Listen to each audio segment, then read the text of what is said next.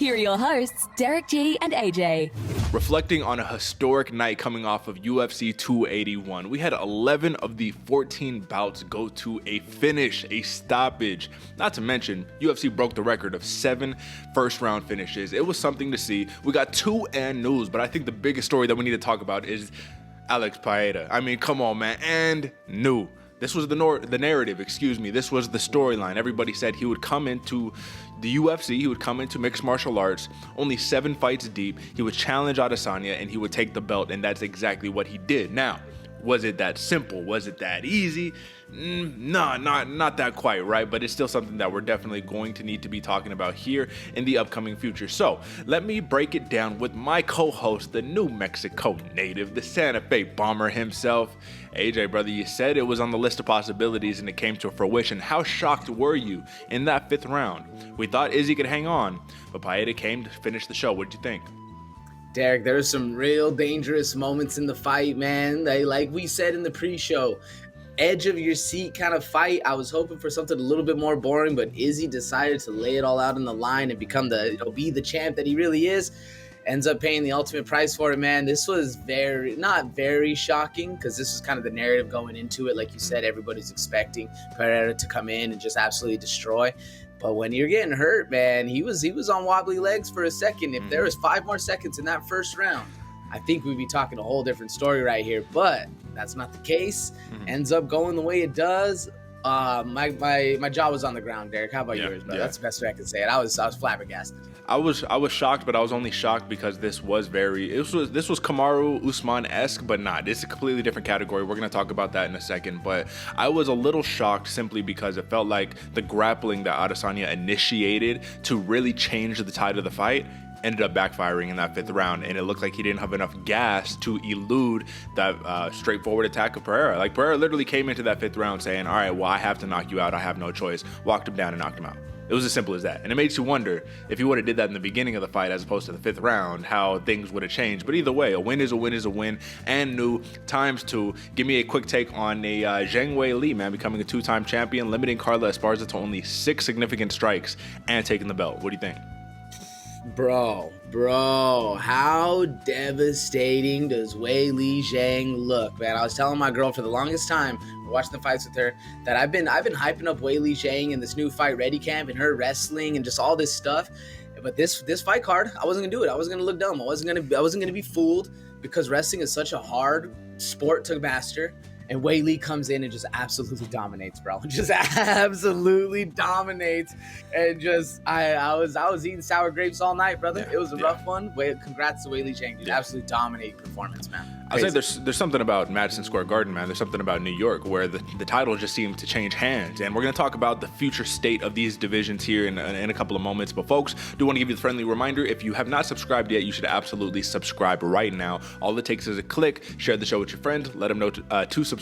That way we can get to 450 subscribers and then 500 by the end of the month. You already dig. Shout out November. End of the year is fast approaching. And with that being said, let's jump into a little bit of a recap of the action, folks. As you can see down below, the scorecard has shifted just slightly. We did go in more or less 0-0 last week. I am on top, 132-78, 130, and 80 is my co-host AJ. So listen, neck and neck still. We were right there, but let's talk about it, brother. All right, my man. So you did say rough night at the office for yourself. And on paper, yes, it was a rough night. But I do think that especially, that Claudio Puelles fight in that 1st round, I mean, listen, man, he had what he wanted. Dan Hooker, a little too experienced, got the job done, got the win. I think in hindsight, we need to put more respect on Dan Hooker's name. It's kind of one of the things that I was noting. Now, when we talk about Frankie Edgar, the legend, the OG, the multiple-time champion, the multiple division champion, this was a bad night at the office. And AJ, real quick, man, I want to talk about this just for a split second, just to sit here and more or less say, man, at the end of the day, your legends will never go out the way that you want them to, unless your name is Khabib Nurmagomedov, and he became legendary like post-career, right? Frankie, already a legend. Yeah, I mean, it's kind of how the ball turns. To be honest, when it happened, AJ, you weren't that shocked, were you? Say again? When it happened, when he got caught with the knee and got flatlined, you weren't that shocked, right? No, I was not that shocked, especially with the way Frankie Edgar's fights have been continuously going these last couple ones. Stuff right up the middle, right when he's going in for a shot. It seems to be the way Frankie Edgar has been losing his fights lately. It was a devastating one. It was rough to watch. Yeah, I'm going to talk about it more when we cover that bout extensively, but there was no setup on that shot. It was just a naked shot, and he just got kneed into oblivion, which just happened, 2 fights ago against Corey Sandhagen? So, all right, man. Dustin Poirier versus Michael Chandler. What lived up to be, in my opinion, a fight of the year contender. Poirier got the job done, man. He was on Queer Street a couple of times. I thought Chandler was going to be able to edge him out. Coming via submission, that's the surprise. Like I said, we'll touch on it a little bit later. We both hit on that. I got Weili. You missed on Esparza. Sad. I don't want to talk too much about that because my feelings are hurt too. And the big miss between us both. Israel Adesanya loses. Alex Pereira, he's the champ, man. So, money line. 3-2. I got the dub. 0-5 for the prop bets, man. Disappointing night. We're going to talk about that here in a second. And I got a slight dub on the over and unders 2 and 3. 1-4 for you for money line. 1-4 for you for the prop bets. But, AJ, we need to get on the right track. We need to figure something out, man. 0-5 is unacceptable. We've done it here yet again.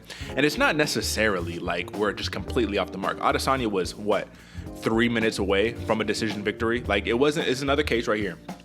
Not a bad bet. It just went bad, but not a bad bet right there. When we're talking about the Weili TKO, for me, come on, man. Who would have thought she's going to come out and submit Esparza and out wrestle Esparza, right? For you, the Esparza points, that's probably the right trajectory to go, but, she didn't really have much of a chance of winning that fight. Poirier TKO, man. Come on, bro. We see a submission out here. This is the least likely outcome, least likely in terms of, like, the odds and stuff like that. Was that surprising to you? Yes, because we got 2 brawlers going in there swinging hammers left and right. A submission was the last thing I think on anybody's mind at that moment, but sometimes when the moment presents itself, you take advantage of it. That's what happened in the fight. Rear naked choke round 3, but I was expecting a KO, and I think there was a couple moments in there when we were very, very close to that KO. Absolutely. From both sides. Once again, not a bad bet. It just, this was unpredictable, man. We had all finishes on this card, man. It just wasn't the way that we wanted them to be finished. All right, man. Edgar points, rough bet. Hooker points for me, man. This is another one where did I see him finishing Puelles? If it was all on the feet, yeah, absolutely. But I didn't think that Puelles would gas out the way that he did come round 2 of their fight. Either way, 0-5, disappointing week. We are going to get better from a prop standpoint. But the number one thing that's important is that we sit back and we reflect on it and we talk about it, man. We don't just push it under the rug and ignore it. So, once again, folks, this is your favorite fighter's favorite fight show. This is the show of accountability. This is the show of premier sports analysis, MMA, wagering, betting, the whole entire 9. Give us a subscription over here on YouTube and pass the word along. You dig. But without any further ado, let's get into these main card bouts, brother. Let's get it. Have you seen that replay, buddy? Your head was bouncing around like a pinball machine. Time for some main card breakdown, courtesy of your hosts, Derick G and AJ. All right, AJ. So listen, man. Israel Adesanya going in with a pretty fantastic game plan. And I think that the big storyline here is, yes, Alex Pereira, he comes in and he knocks out Adesanya. He literally changes sports, goes to MMA, says, let me remind you who's your daddy, and then probably is like, all right, this is the best way that I can say this. Depending on what happens in the rematch, because I do think rematch is going to be happening, I do think that the middleweight title is now the most up for grabs than it has been in a long time, man. We found a very clear way to beat Alex Pereira. If you could survive not getting knocked out, I think Marvin Vettori is going to be our next champion, personally, man. Or a Derek Brunson. This is Derek Brunson's moment to shine, bro. Get your title shot here. My question to you right here, do you think that people should be talking more about the multiple times Adesanya had Pereira out on Queer Street and had him stumbly, rocky legs, took him down, took advantage of him? Jiu-jitsu was a little off par, man. He had a couple opportunities to get both of his hooks in to get a submission, but didn't really take that route. Like, should we be talking more about that, or should the complete story be, well, Pereira knocked him out? I am a full believer of it. Israel Adesanya was winning that fight until he wasn't, until he caught that big left hand Larry from Pereira. I think he was winning the fight. I think that should be the narrative going into it. This was a very, very close fight where Israel Adesanya almost had the newly minted champion out and shaky, wobbly, literally sitting there Tekken mode or Mortal Kombat mode where it's like the fatality's been there spinning, wobbly on the legs, man. It was a very good fight, but unfortunately, I don't think that's going to be the narrative, Derek. I don't think a lot of people are going to be talking about how close this fight was. They're just going to be talking about how dominant Izzy was, how this new dude ran through him, and how dominant this dude's going to be. But I don't really think that's the case, Derek. I'm with you. I think this is a Derek Brunson kind of a season, a Marvin Vettori era that's going to be coming across. And then that's kind of the similar situation in how we're seeing the titles change hands between Weili, Rose, Carla, all that little triangle they got going on. I think it's going to be the same thing over here in the middleweight division. Belts changing hands a lot until the champ really comes back and solidifies who he is. But until then, man, I mean, you got to give the praises to Pereira, man. What do you think? Well, I'm going to push back on you. I don't think this was a close fight. I mean, Izzy was up 3-1 going into the 5th round. The only way that it was close was because he had to dodge bullets a couple of different times, man, where it's like, oh, shit, man, Pereira's closing in on you. But literally, like, this was do or die. They told Pereira, hey, this is the 5th round. You need to literally go knock him out. This is one round to be a champion. It was very much Dustin Poirier, like 5 minutes for the rest of your life right here, you know? And I thought it was inspirational. And that's what I wanted to talk a little bit more about when we hit more on Pereira, is like taking that initiative and saying, like, all right, I have the confidence. I've knocked him out before. Let me just walk him down, not be afraid to get knocked out in my pursuit of knocking him out. But at the end of the day, this was not a close fight. Israel Adesanya was having his way with Pereira, using his footwork, hurt him with that right hand multiple times. I just think that, once again, this is the big point. The grappling of Israel Adesanya, I know Pereira was so big in there, man, but I thought he would have been a little more polished on his grappling. Let's not forget, when he fought Brad Tavares back in the day, he Imanari rolled to try to go and heel hook him. Right? He has some jiu-jitsu, you know what I mean? The big problem, you have him against the cage. Yes, Pereira's using the cage to kind of fend him off. You get one hook in, that hook keeps sliding in and out, in and out, in and out. You're never securing control. You're moving to the wrist control, ground and pound, before you're securing the actual position to, like, you know, so he doesn't shuck you off. Missed opportunities, but at the end of the day, you're right, man. Pereira won, and the story is going to be all about the knockout. But let's not forget that hidden narrative intertwined in here. So, AJ, give me this take real quick. Second kickboxing fight between these two. Israel Adesanya is up on points. Last round, Pereira knocks him out. MMA fight. Israel Adesanya, 3-1 on all 3 judges' scorecards, man. Up on points. 5th round, 3 minutes left or 2 minutes left, either one. You get knocked out, right? In a rematch, how does this fight go any different? I mean, I think the only way it goes any different, Derek, is Izzy's really got to knock him out in the beginning. Got to put it to him, just almost how he did in the first round, man. Had him shaky legs in the end of the first round. Like I said in the intro, 5 more seconds. This would have been a whole different section we're talking about. And I think that's really what he has to do. Go in, guns a-blazing, reckless, not necessarily reckless abandonment, but really put the pressure on Paeta, because once that narrative, once the 5th round hits again, once these last round hits again, and I mean, how is that not going to be on your mind, you know? Fought in 3 times, 2 of those times I was up beating this dude's ass, and in the very last round, he knocks me out twice in 2 different fights in 2 different sports. I think you really got to avoid those last rounds as much as possible. Even if you get knocked out again, even if you lose again, it is what it is. I think we got to put the pressure to this guy, because you can't let that little bit of mental edge and that little bit of comfort he has. Because, you know, if it gets to the 5th round, those coaches are going to be telling him, like, bro, this is your round. You've knocked him out twice in this round. You have to feel comfort here. Where Izzy, on the other hand, would have to feel a little bit of anxiousness going into that. I think you put it to him early. You put it to him fast. Hit hard, hit fast. I don't know. What about you, Derek? What do you think? Is there a way Izzy really shakes off this mental hurdle he's having to deal with? Yeah, man, you just sharpen up your grappling and you actually control him when you get him on the ground, right? And when you get your cardio up, this is the thing. This is the thing that I realized. I was like, Adesanya's getting tired because he's grappling in this fight where he has all this 5-round experience, but how much grappling does he ever do in that 5 round? It's defensive grappling, if anything, keeping Marvin Vettori off your hips, but it's not trying to get this 200 and what? 20, 40-pound behemoth of a man who's fighting at 185 pounds, trying to body lock him, double unders, and take him down. I'll just tell you this. Israel Adesanya had the double unders. If he could have shucked it down to Pereira's waist, squeezed him in, broke his base, and then pulled him down, he would have had a lot more success. But who am I to say, man? Listen, I'm just blue belt jiu-jitsu, bro. You know what I'm saying? Like, I'm not no world expert. This dude's jiu-jitsu is probably sharper than mine, of course. However, missed opportunities. All I'm going to say is that Alex Pereira probably took a little bit of pride from Adesanya, not from the knockout, not even from that. Bro, he took him down, dog. This is MMA. You're a kickboxer. He took him down. I'm just going to say this. I do have that prediction. Once again, middleweight title is going to be up for grabs. In the moment, an elite wrestler like a Marvin Vettori, a Robert Whittaker, a Derek Brunson, these guys get to his hips, man. You're not going anywhere. You got to survive the knockout. But and new Alex Pereira. AJ, real quick, turn me down in your monitor just a little bit, just so I could drop a little bit of that feedback. And the last thing to point on this is the stat. Alex Pereira becomes the second least experienced UFC champion of the modern era, only behind Brock Lesnar. I mean, shoot, 5th round TKO, brother. You got to love it. All right, man. This doesn't come as a shock to many people. This breaks a lot of people's hearts, given the fan status nature of a Carla Esparza. You love a Carla Esparza, the Cookie Monster. You love the 2-time champ.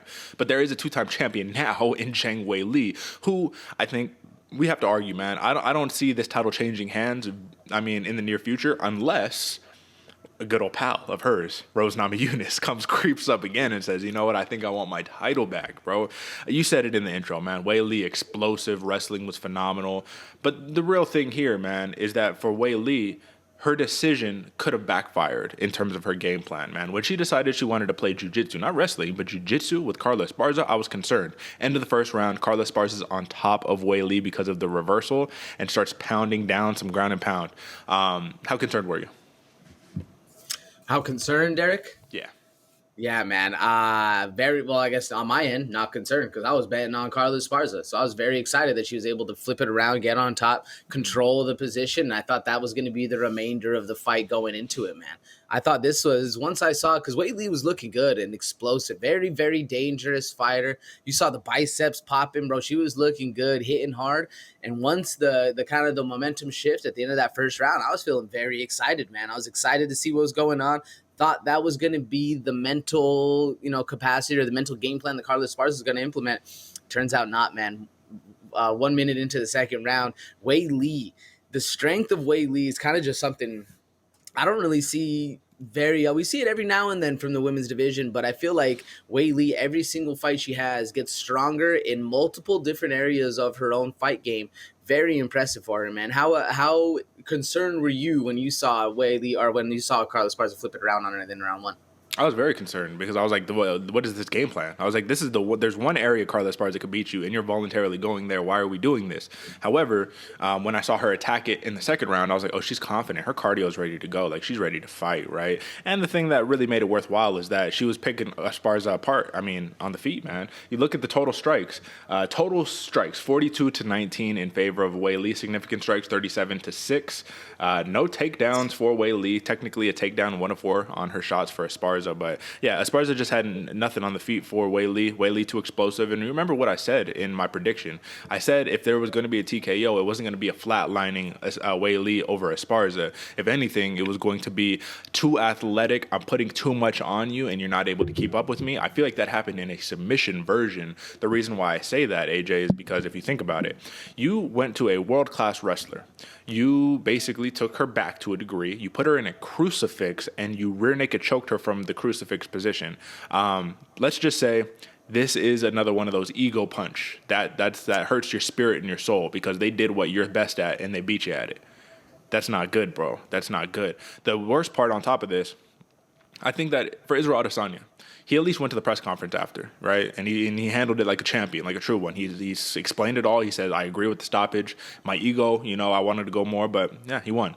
Esparza, no media after the fight. Now, I'm not saying you're obligated to, but I think that in honor of the little bit of trash talk of I want to keep this belt in the USA, I'm going to do everything in my power, at least come and just own up and be like, hey, man, at least I'm a 2-time champ or whatever. What did you make of the non-appearance in the media? It's not a good look, man. Champion, yeah. If you're a champion, you want to be a champion again. Especially what worried me a little bit, and I should have brought this up in the pre-show, but I forgot until now. Was she was already kind of resting on her laurels I was watching the Embedded, and she was saying, "Well, I was the first champ ever. I'm the champ now. I've already made history." It kind of worried me a little bit, and I think because of that little bit of ego, that little bit of pride, that little bit of like self-indulgence, if you will. Kind of was what hurt her the most and made her not want to go over to the press conference. I mean, it's sad to see because like Izzy and like you said, Derek, you need to be a champion when you win and when you lose. It's really more of a mindset than it is an actual belt or a tangible object that you have.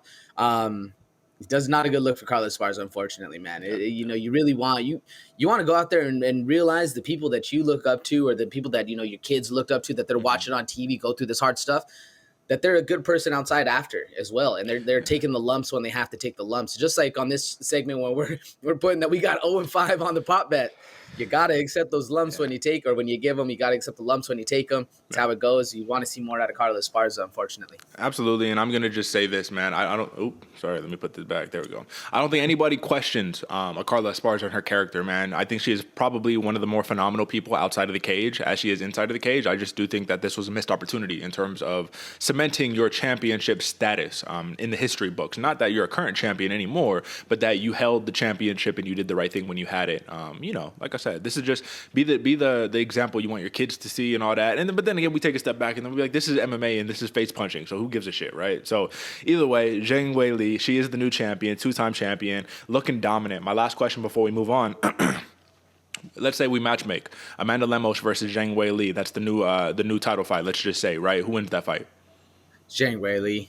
I think Zhang's got it done. Why are you so confident, given that Lemos has that one-hitter quitter on her? Because Lemos has that one-hitter quitter, and she has that full power going forward. Weili's got also that one-hitter quitter, but has a little bit more in the repertoire, if you will, a little bit more experience, a little bit more, stuff to offer. Whereas Lemos coming forward, man, Lemos is bringing that heat. And Weili cracks you on one, steps to the side and cracks you on one. I think Lemos goes down. What do you got? Yeah. Well, I'll say early prediction in case this fight does get matched up. I will side with Weili, but I think this will absolutely be a firefight, and I don't think it'll be as simple as first round, second round, someone goes out. I think this could be a 5-round affair, a war. Mix it up for Weili, but let's not forget, Lemos could take you down too, take your back too. You know what I'm saying? And nude. Oh my God, Madison Square Garden. Come on, the titles love to change hands. All right, brother. Now, we talked about the people's main event. We said Dustin Poirier, Michael Chandler, this is the people's main event. But we also made another apt prediction. We said that when Michael Chandler gets hit, and he gets hit a lot, he abandons the game plan and it just turns into a straight fight, a dog fight, a street fight, if you will.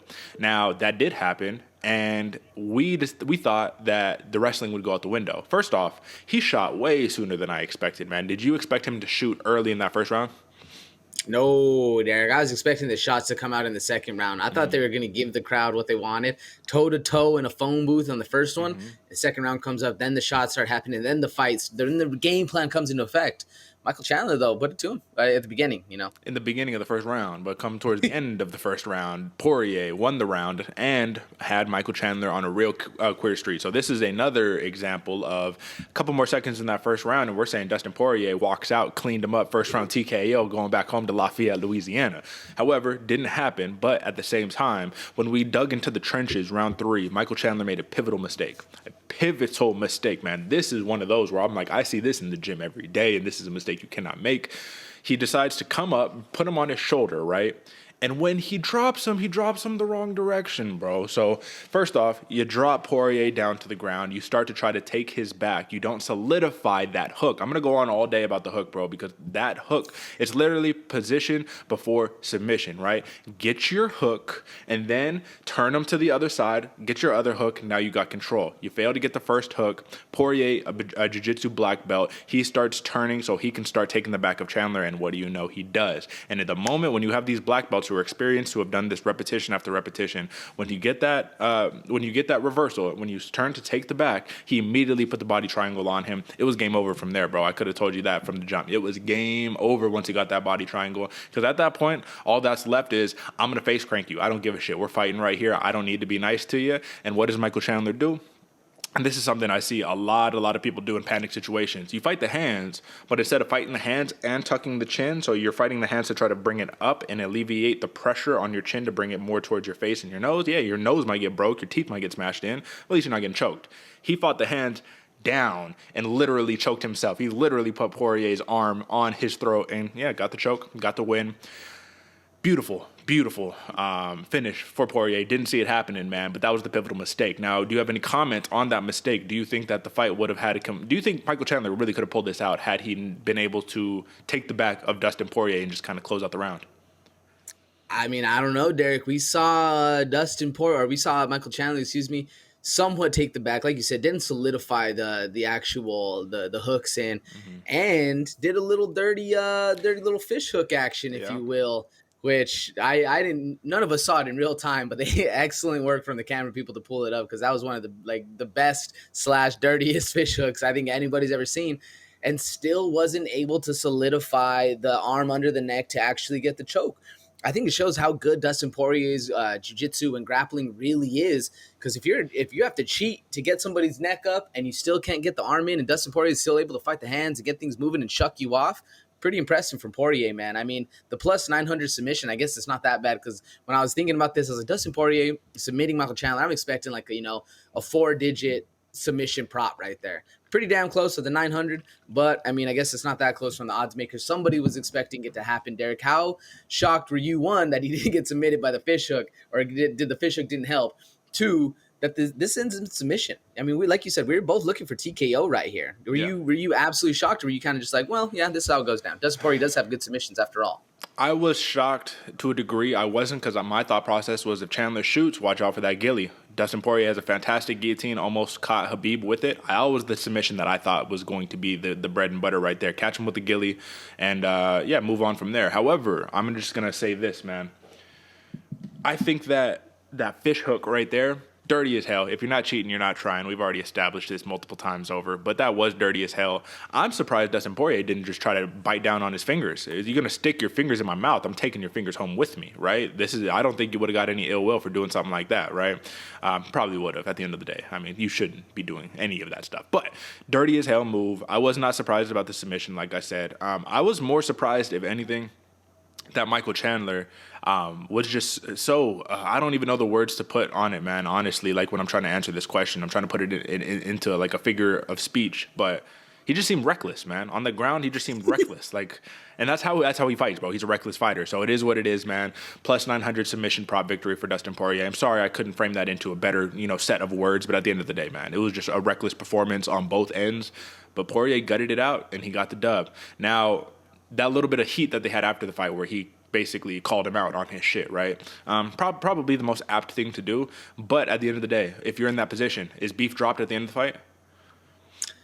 Yeah, beef drops at the end of the fight. I feel like it's not dirty enough to where like we continue the beef. Like, yeah, you stuck your fingers in my mouth. I probably should have bit you.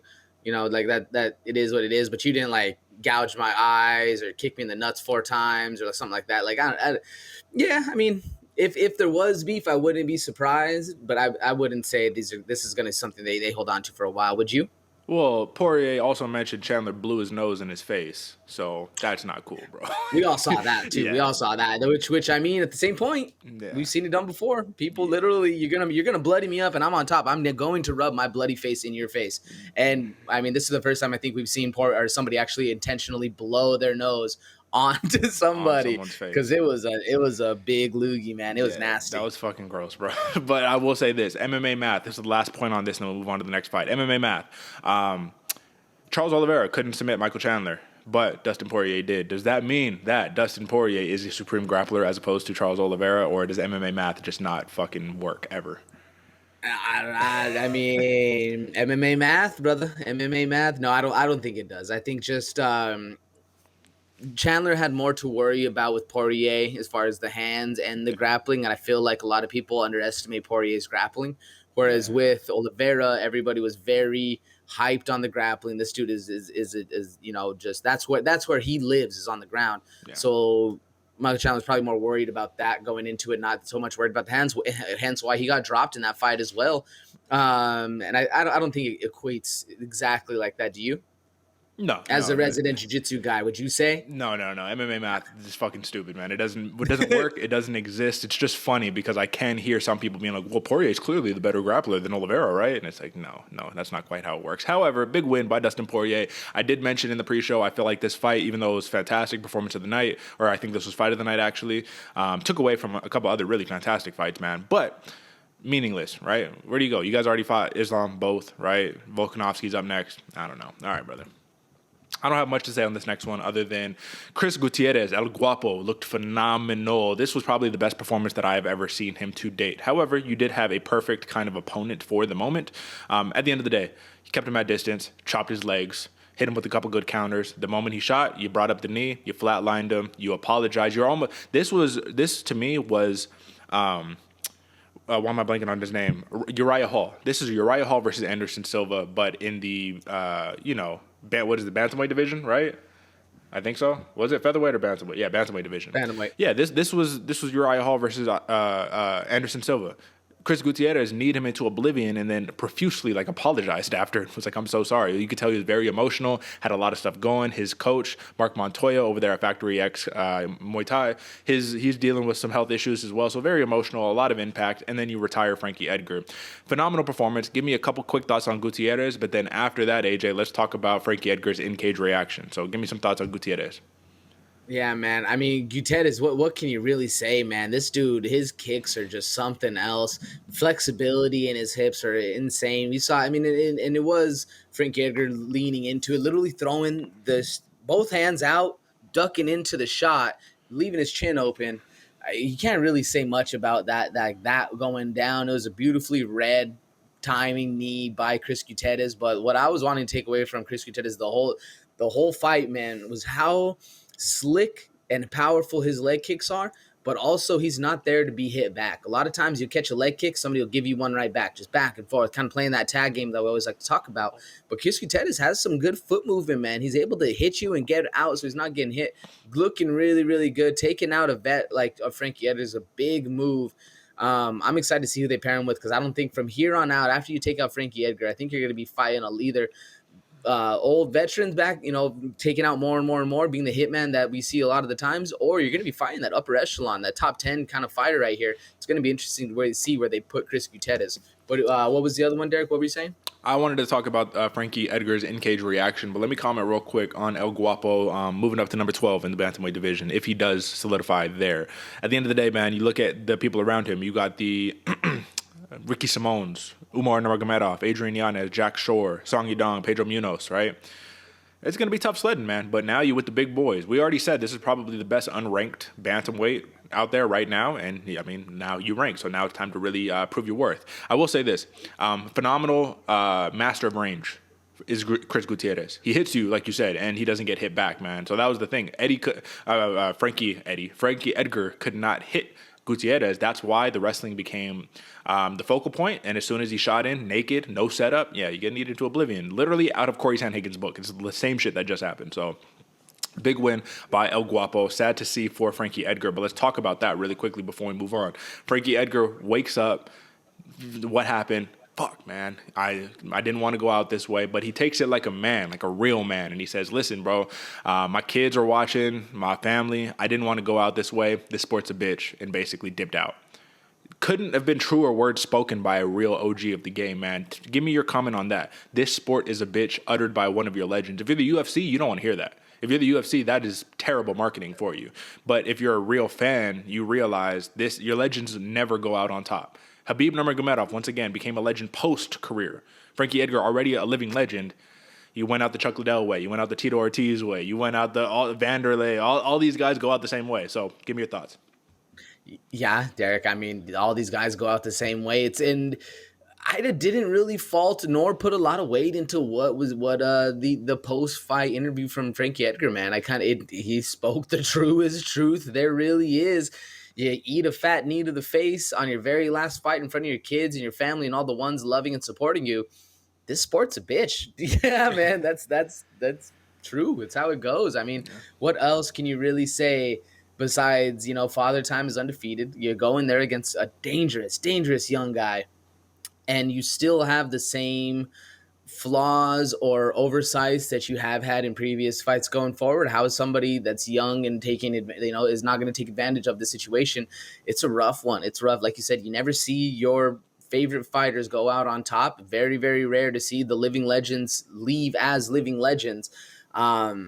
Unfortunate, man. I don't even think. Well, I can see how it's bad publicity for the UFC. No, you don't want to hear that. You don't want the new fans thinking, or people who might be interested in the sport avoiding it because they hear like, oh, this is a bitch. They don't treat you right. Everyone's back, blah blah. All the stuff that could be said.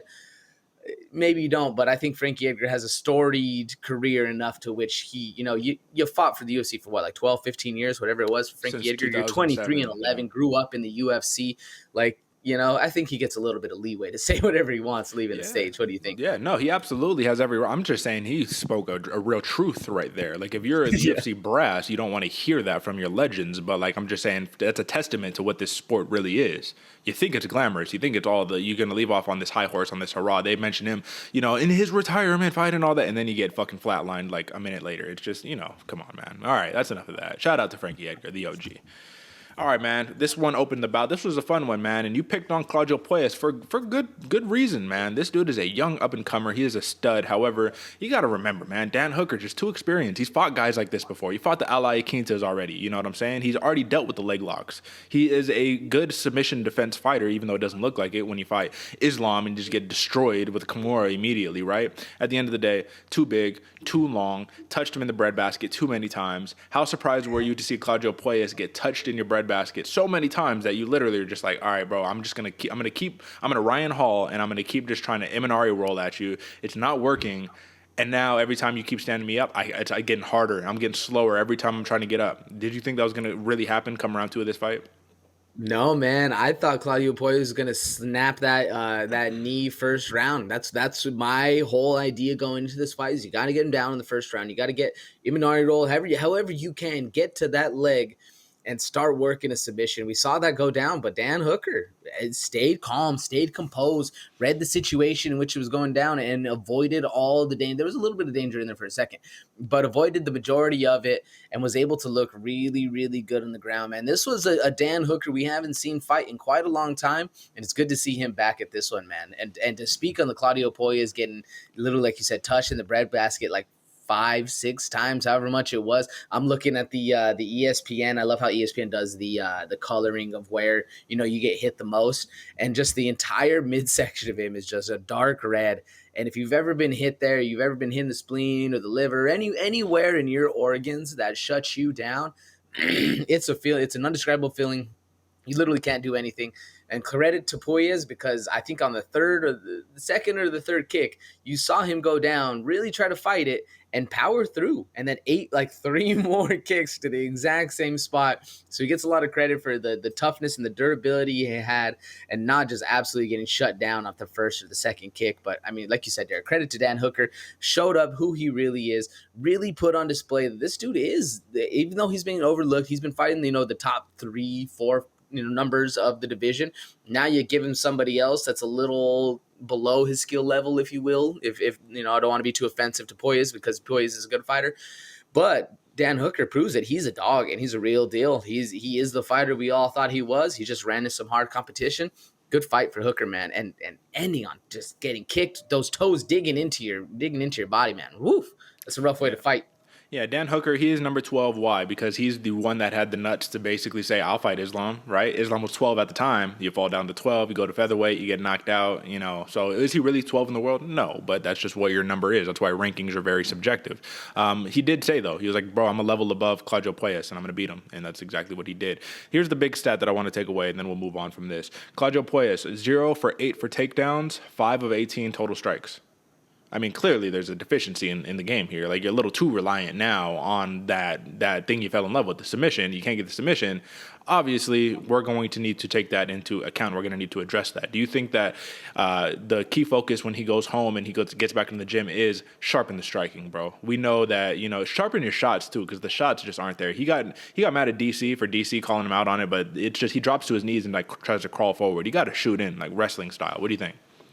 100%, Derek. You have to shore up the shots. Like, you can't, if you want to get somebody to the ground, you cannot depend on literally, we were joking around on it, dropping down your butt and scooting at them. Like, it's the classic meme, the jiu-jitsu meme. That's how they fight. You can't do that, man. Somebody, and a credit to Dan Hooker for not just kicking him in the chest every time he went down like that, because there's nothing you can do. You're coming at him like that in no defense. I mean, this is kind of the point I was thinking. Like, if you can kick somebody in the head like that, I feel like that's a very dangerous move. You're shooting for you're going to kick them in the chest, but their head's right there. I feel like it should be legal to do. Obviously it's not, but Claudio Puelles needs to deal with the striking, but really needs to solidify getting those shots. Because if he can actually get a solid wrestling shot, get to your base, get you down to the ground, he's going to be really, really good. Yeah, absolutely, man. Let's not forget Israel Adesanya, when Pereira was on the ground and he was just kind of waiting there, he axe kicked him in the chest. I mean, it's an option. They literally went back to the corner and he was like, bro, where'd he get you? Your chest? Like, you hurting? He's like, yeah, bro, that shit hurt.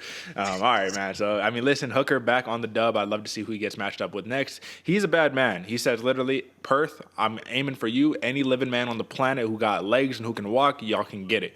Dan Hooker doesn't give a damn. You got to love that. All right, man. Let's move into a little bit of a prelim pour over, go over a couple of these fantastic matches on the prelims. And the first person that I want to talk about, is one phenomenal Erin Blanchfield, bro. The meatball comes into town. New York, the New Jersey native, Erin Blanchfield, gets booed in the building from somebody who's from across the pond. And how does she retaliate? She says, oh, Molly McCann, you're big and strong and you can strike. Well, you're going to come forward. I'm going to take you down. I'm going to crucifix you, and I'm going to give you the Valentina treatment. That's what she did. And she beat her up, and she got finished. And then she walked away, brushed off her shoulders, and says, who's next? Erin Blanchfield is the real deal, man. She did follow up her statement by saying, when I get the opportunity to fight Valentina, I'm going to beat her. So, big talk from the young Erin Blanchfield, but she is a dark horse, man. She's a stud. She's legit. And let's not forget, she manhandled Miranda Maverick in the same way. And we know Miranda Maverick is a very talented fighter. What'd you make of that? Man, this is where my night started to go bad. Every fight before this one, I was like, yeah, the Petrovsky fight, I saw it. But this one, I didn't see this coming at all, man. Yeah. I thought Meatball was going to walk in, dominate, put it to her. Erin Blanchfield said, no, ma'am. This is my home state, or this is, my home region. Mm-hmm. We're on American soil. I'm going to get you with the Kimura. And just absolutely, like you said, Derek, manhandled Meatball Molly McCann. And this is what, like I said, this is where my night really started to take a turn for the worst. Mm-hmm. This was a good fight for Blanchfield. Dark horse in the division. Is she a little too soon for the champ, for the bullet? Yeah, but I think give her 2-3 fights. Holy shit, we got a contender on our hands. Yeah. You're not beating up Molly McCann and getting the title shot after. That's not going to happen. But beautiful to come in there, man, honestly, because she had that Kimura trap set up right there the whole time. Then when she stepped over and just was like, I'm going to take your shoulder home with me, gave Molly no choice but to tap. Let's just say this. When we're looking at the official stats right here, Molly McCann landed all of 7 total strikes. 93-7 in favor of Erin Blanchfield. You got to love that. That was beautiful.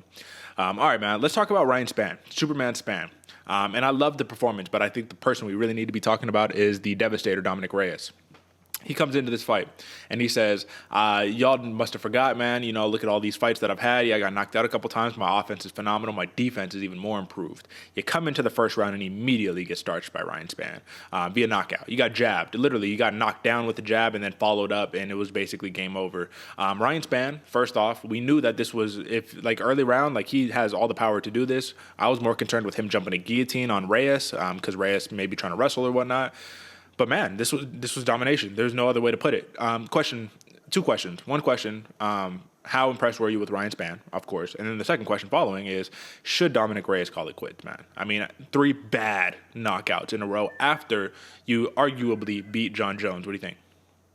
After probably the greatest fight of your life to drop 3 really bad fights, Dominic Reyes, I'm not saying hang him up.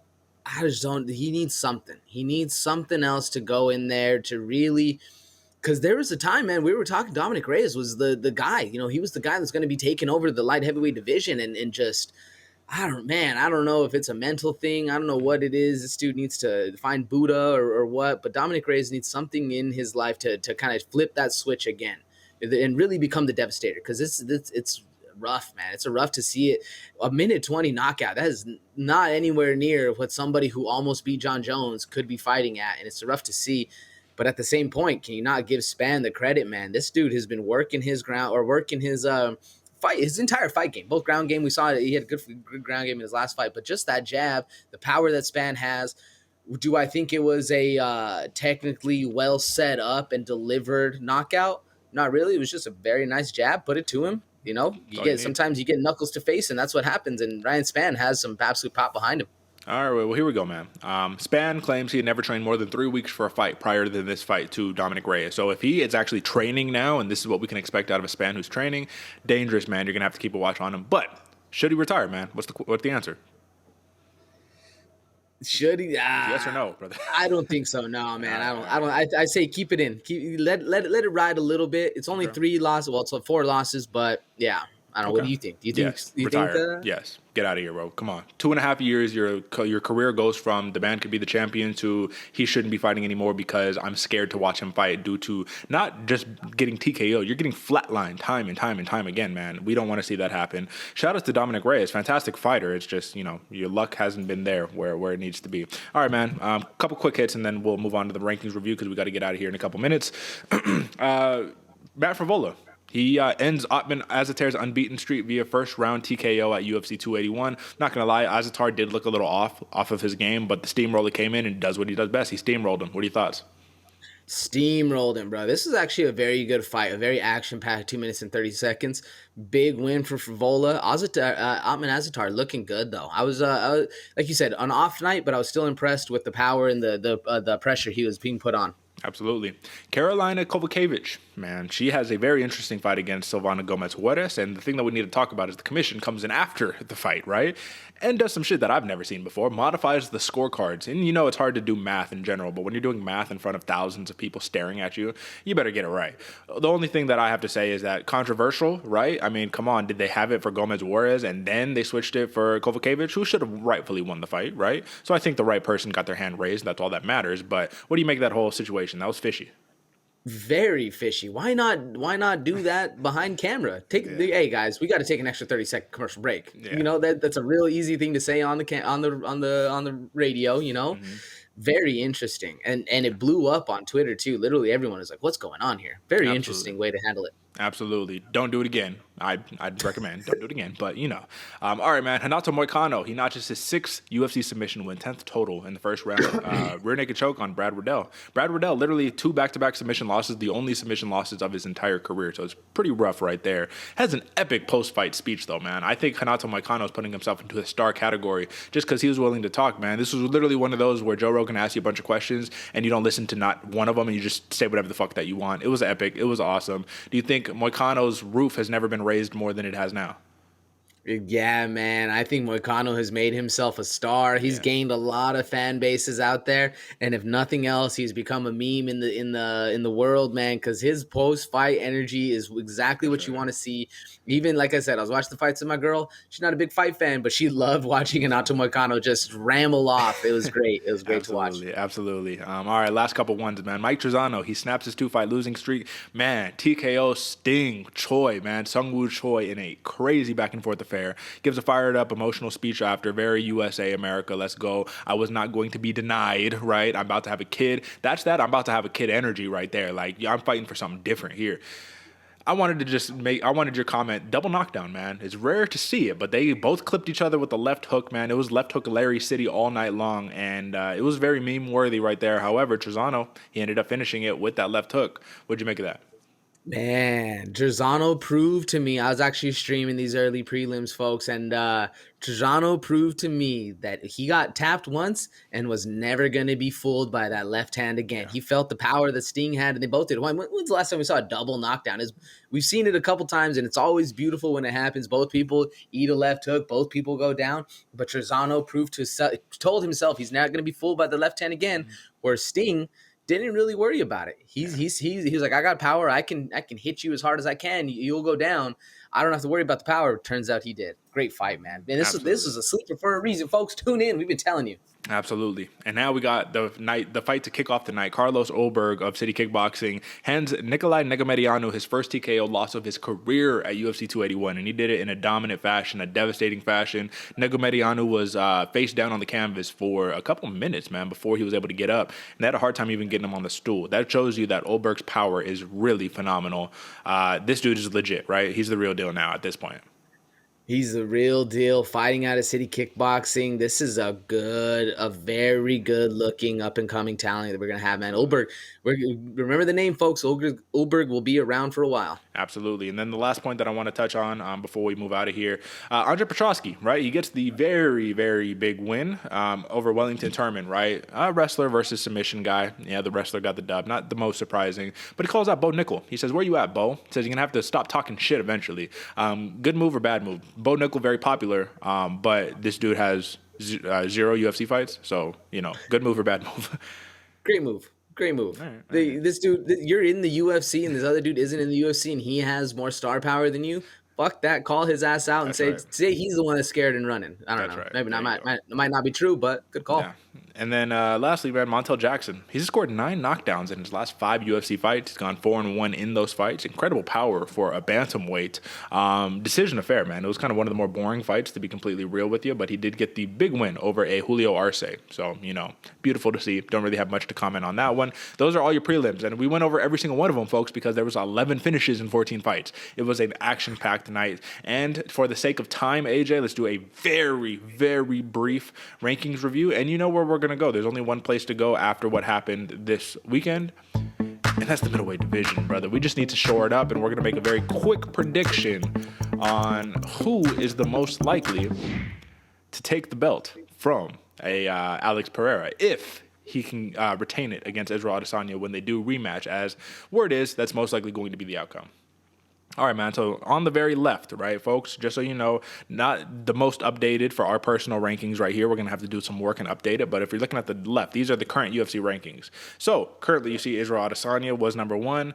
At number 4 was actually Pereira, not number 5. So I think they did a quick switch between Brunson and Pereira. Either way, this is the question.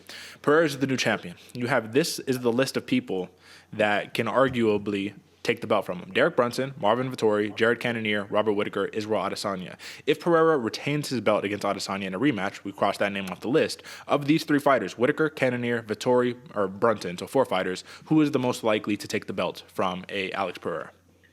Ooh, to me, it's either Bobby Knuckles or Derek Brunson, man. If Blonde Brunson shows up and is able to avoid the hands, avoid the KO, because that's really what worries me about all these guys. Like Jared Cannonier, I see him getting knocked out. Robert Whittaker enjoys the brawls a little bit too much to not get knocked out, so that one kind of worries me a little bit. Derek Brunson also, the striking isn't that good, but if he can get you to the ground, same thing with Vettori. If he can get you to the ground, Whittaker as well. If any of those dudes can get you to the ground and they hold you there, that's going to be the fight the entire time. Yeah. Now, it's just who, to me, has the best chance of avoiding getting absolutely obliterated and sent into the third row. Probably Brunson. I don't know. That's a hard question. Who do you think?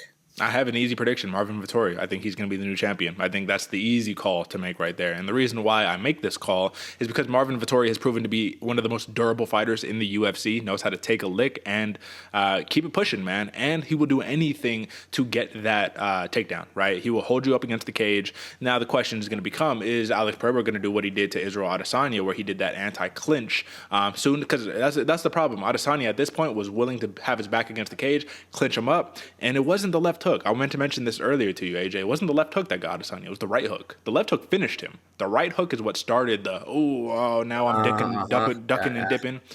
So he cleaned him up with the left hook, but to see like, all right, you're going to come into the clinch and I'm going to hit you with one of those short shots that you don't see coming, boom, that's what it is. If he can hit Vettori with one of those, yeah, probably get him out. But I think Vettori is going to be the new champion. I'm calling it first. It is, let's see. It is November 13th.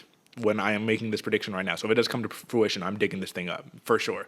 All right, brother, that's a very quick rankings review. And with that being said, this was such a phenomenal, action-packed, historic Madison Square Garden appearance, UFC 281. This was a pay-per-view that actually was worth paying if you did pay for it. Now, I hope you went to the local sports bar, and you know what I mean, or you worked your magic and you got your hands on the stream. But the next thing that we have to mention here, folks, is the next fight that we're going to be talking about is UFC Fight Night, Derek Lewis versus Sergey Spivak on the 19th, the next week. Big heavyweight matchup. Got a couple other fun fights, Kennedy Nzechukwu versus Iwan Kutalaba, Waldo Cortez Acosta versus Chase Sherman. That fight is going to be up next. Very interesting fight right there. Andre Fialho, Muslim Salikov, the Kung Fu master right there. Couple good fights, man. Jack Della Maddalena versus Danny Roberts, Charles Johnson, Zalgazuma Gulov, Jennifer Maia, Marina Moroz. I mean, we got some fun fights. Ricky Tercios versus Kevin Natividad. Give me an early prediction on that one, man. I know you're a big Natividad fan. Ooh, that's going to be a scrap. Man, Tercios is a crazy dog too, man. I'm going to Natividad, but that's we're gonna have to go back to that one because that's a good fight right there. We're gonna have to revisit that one time. All right, the last bout that I want to mention that's gonna be fun. You guys should keep an eye on. It might be my sleeper for next week, so don't steal it from me, AJ. Vanessa Demopoulos versus Maria Oliveira. Shout out to Maria. That's a local over here in Las Vegas, man. Shout out to her. Fantastic jiu-jitsu, good striking. Should be a fun matchup, man. So we have a lot to talk about next week. Don't forget, this is your favorite fighter's favorite fight show, and if you stuck around with us to this point and you still haven't subscribed, Come on, what are you doing? Drop a subscription, because that's absolutely what you should do right now. But at the end of the day, man, AJ, kick us off. What's the last words you got for us before we dip out of here? The last words, folks, you already heard it a little bit from Derick, but make sure you subscribe. It really does help us out a lot. We're trying to get to that 450, but we're really trying to get to that 500 by the end of the month. We've got a couple weeks to get it done. Another big thing, folks, I'm looking at the schedule right now. We got 4 fight cards left to really solidify that belt. So we're going to be fighting for it, Derick. I see him already reaching, man, but we're in close. This is the look at that. Look how damn pretty that thing is, Beautiful. folks. That's what we're fighting for right here. So make sure you subscribe. Get us in, show us a little bit of love, send it to your friends. Really trying to hit that 500 mark before the end of the month. As a cat tries to walk in frame right here, I'm going to end it right there, Derick. Thank you so much. Brother. We appreciate the love. Yeah, brother. That's it. All right, folks. So drop a subscription. That's it for us. We will be back on Friday for the pre-show for UFC Fight Night, Spivak versus Lewis. Until next time, folks. Peace.